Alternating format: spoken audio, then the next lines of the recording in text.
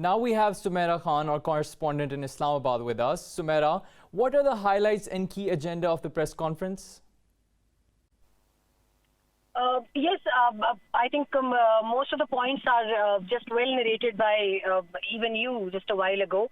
But if we just go through the, if we just go through the entire details of this dossier that can be termed as another eye-opening dossier presented by Pakistan, not just with the national and international media, but with the international community. And I've heard that copies of this dossiers have been already sent to the UN officers, those who are right now functional in Islamabad, and also to the UNGA offices where the next very important UNGA session is going to take place in person after a gap of 2 years.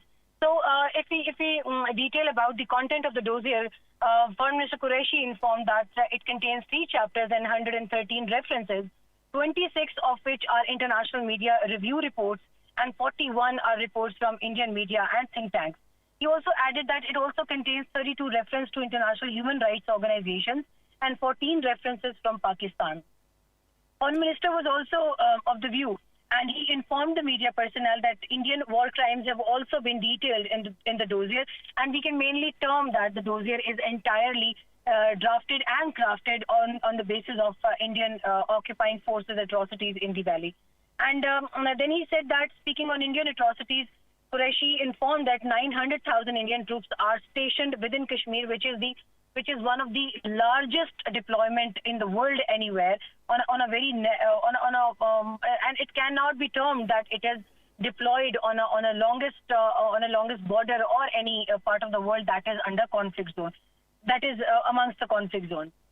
He also said that Sayyid Ali Gilani's funeral, he referred to that as well, that it must be an eye-opener for the international community, those who are watchdogs over the human rights violation on that in the valley, and what to talk about the actions that have been taken to strip off their state designation from the Indian side, and yet we have to wait for the stern reaction from the UN officers and United Nations itself, apart from the rhetoric statements.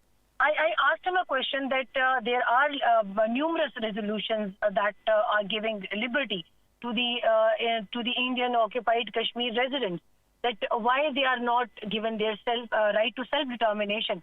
And we don't just have those resolutions, but we also have locus standi. If Pakistan talk about it, Pakistan has a locus standi on Kashmir.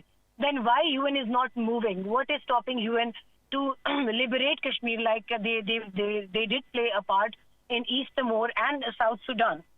So Foreign Minister said that we are seeing a change from the UN side. Earlier there were the days when even the international community never obliged requests from Pakistan, and there is a difference. Right now they're behind closed doors, and NSA endorsed a statement that now there is a biggest change. There is the biggest shift in the policies towards India. Nobody now says that Pakistan is lying or Pakistan is fabricating an evidence. Now community is looking through all the evidence, and EU Disinfo Labs episode is one of those eye openers. So we are moving towards that. We are seeking a very good future for the liberation of Kashmiris from the shackles of India. So all I could gather is Pakistan is doing its homework on stern basis and based on irrefutable evidence. But now it's the international community's role. How do they go about it? All right. Now, Sumaira, has Pakistan ever presented such hardcore evidence against Indian brutalities? Oh yes. Last November 2020, there was that press conference, and it was addressed by DG ISPR, Major General Iftikhar Babar, Major General Babar Iftikhar, and Foreign Minister Shah Mahmood Qureshi.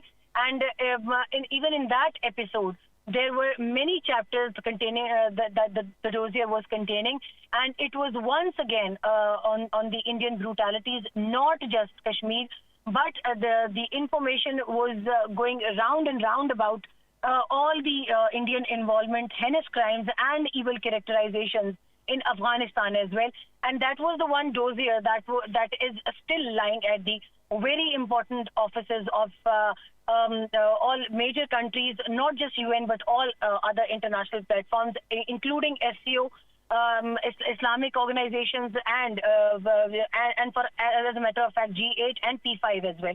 So right now, the NSA, Moeed Yusuf, Foreign Minister Shah Mahmood Qureshi, and our Minister for Human Rights, Shri Mazari, was also there. And they also called upon the international community and mainly on United Nations to please play their major role in liberating the innocent Kashmiris out of the shackles of Indian occupying forces and Indian government. All right, Sumaira Khan, thank you for joining us.